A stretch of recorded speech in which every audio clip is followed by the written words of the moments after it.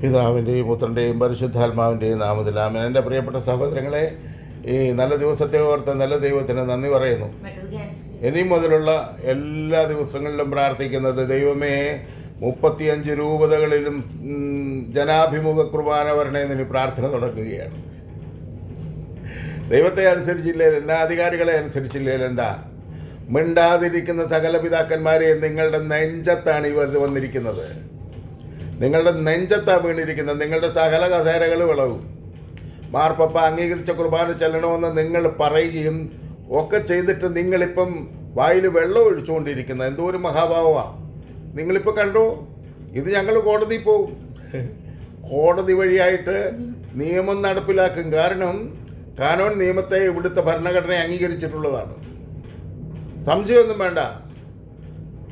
ഏതായാലും ഈ വിടാറ് അച്ഛൻ്റെയൊക്കെ സന്തോഷമൊന്നുമില്ല. അവരുടെ മുഖമെല്ലാം വല്ലാതെ മ്ലാനമായിട്ടായിരിക്കുന്നത്.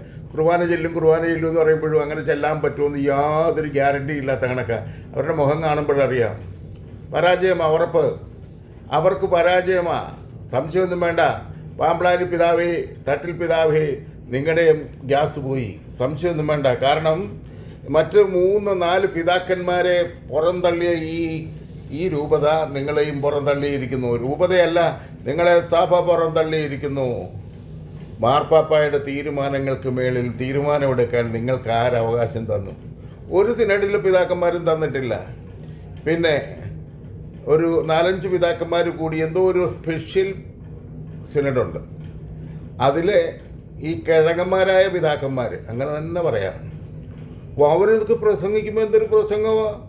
ഓ, വിശ്വാസ ജീവിതത്തിൻ്റെ തീഷ്ണത, പത്രോസ് അനുഭവിച്ച വേദന, പൗലോസ് അനുഭവിച്ച വേദന, യാക്കോബിൻ്റെ പടലി വെട്ടി.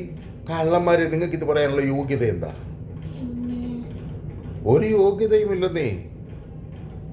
അൽമായരായ ഞങ്ങളെ നരകത്തിലേക്ക് നയിക്കുന്ന നിങ്ങൾക്ക് എങ്ങനെ ഇങ്ങനെയൊക്കെ പറയാൻ സാധിക്കുന്നു? എന്തൊരു പ്രസംഗങ്ങളാ! പ്രസംഗങ്ങളൊക്കെ കേട്ടിട്ട് കോൾമയർ കൊള്ളുക. ഞങ്ങൾ ജീവിതത്തിലില്ലാത്ത ഒരു നന്മയും നിങ്ങളുടെ പ്രസംഗം കൊണ്ട് ആർക്കും കൊടുക്കാൻ പറ്റുകയല്ല. നിങ്ങൾ ലോകത്തെ നോക്കിയിട്ട് ഈ ലോകത്ത് ജീവിക്കുന്ന പാവപ്പെട്ട ദൈവജനത്തെ നരകത്തിലേക്ക് നയിക്കുന്ന, അനുസരണയുടെ ബലിയർപ്പിച്ച മിശിഹാ തമ്പുരാനെ ഒറ്റിക്കൊടുത്ത് അവനെ കുരിശത്തറയ്ക്കുന്നവരായി നിങ്ങൾ മാറിയില്ലേ?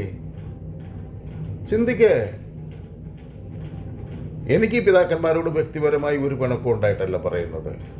പക്ഷേ ഒരു കപ്പലിലെ യാത്രക്കാരെ മുഴുവനും ചുഴിയിലേക്ക് കൊണ്ടുപോകുന്നത് പോലെ അന്ധകാരത്തിലേക്ക് നയിക്കുന്ന നിങ്ങളെ എങ്ങനെ സ്നേഹിക്കണമെന്ന് പറയാം.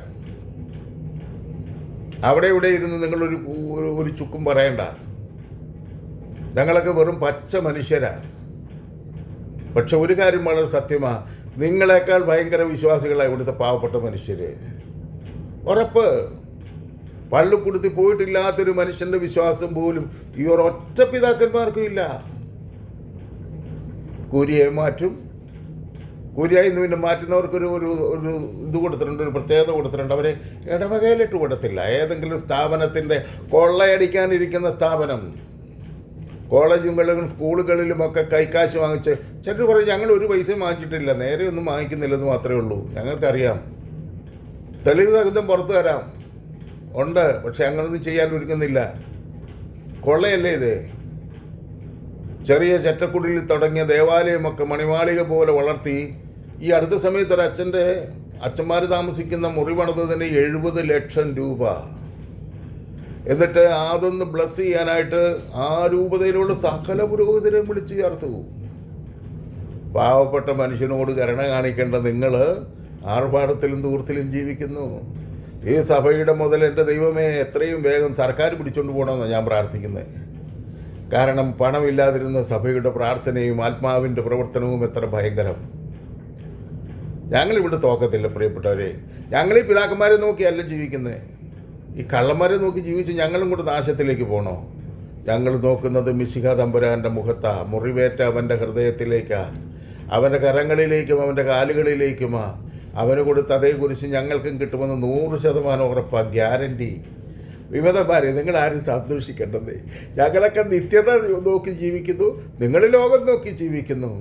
ലോകത്ത് സിന്താബ വിളിച്ച ഒത്തിരി പേരുടെ പേര് തീർന്നു പോവുകയായിരുന്നു. പക്ഷേ സഹിച്ചും കഷ്ടപ്പെട്ടും വിശ്വാസ ജീവിതം ജീവിച്ചവരുടെയൊക്കെ പേര് ഉയർന്നു വന്ന ദൈവസന്നിധിയിൽ മഹത്വമുള്ളതായി ഈ ലോകത്ത് തന്നെ നമുക്ക് കാണാം. അതുകൊണ്ട് ഈ നിശബ്ദരായിരിക്കുന്ന പുരോഹിതരെ, നിങ്ങൾക്കൊക്കെ ദൈവസന്നിധിയിൽ കണക്ക് പറയേണ്ടി വരും. അതുപോലെ തന്നെ പിതാക്കന്മാരെ, നിങ്ങൾ ബിഷപ്പും ആർച്ച് ബിഷപ്പും മേജർ ആർച്ച് ബിഷപ്പും പിന്നെ കർദിനാളും മാർപ്പാപ്പ വരെ ആകാൻ ആഗ്രഹിക്കുന്നത് നല്ലത് തന്നെ. പക്ഷെ ജീവിതം കൊണ്ട് അതില്ലാത്ത നിങ്ങൾ ഞങ്ങളോട് എന്ത് പറയാനാ? സ്വന്തം രൂപതയിലുള്ള ഒരു വൈദികനോട് ഒരു വർഷത്തിൽ ഒരു പ്രാവശ്യം പോലും നിൻ്റെ കുമ്പസാരം എങ്ങനെയുണ്ട്, നിൻ്റെ കൂതാശകൾ എങ്ങനെയുണ്ട്, നിൻ്റെ ഇടവക ജീവിതം എങ്ങനെയുണ്ടെന്ന് ചോദിക്കാൻ കഴിയാത്ത തരത്തിൽ തിരക്ക് പിടിച്ച് നടക്കുന്ന നിങ്ങൾ, ഈ വൈദികരെയെല്ലാം പാപത്തിലേക്ക് പറഞ്ഞു വിട്ടത് നിങ്ങൾ തന്നെയാണ്. നിങ്ങളുടെ ശ്രദ്ധയില്ലാത്ത ജീവിതമാണ്. ഓർമ്മയിലിരിക്കട്ടെ, ഞങ്ങളെ അങ്ങ് കാണാൻ ഞങ്ങൾക്ക് കഴിയും, ഞങ്ങൾക്ക് കർത്താവിനെ കാണാൻ കഴിയുമെന്ന പ്രത്യാശ ഞങ്ങൾക്കുണ്ട്. ഒരു സംശയവുമില്ല. ദൈവത്തിൻ്റെ പരിശുദ്ധാത്മാവ് അതിന് എന്നെയും നിങ്ങളെയും സഹായിക്കട്ടെ. എല്ലാവിധ നന്മകളും ദൈവാനുഗ്രഹങ്ങളും ആശംസിക്കുന്നു. ആമേൻ.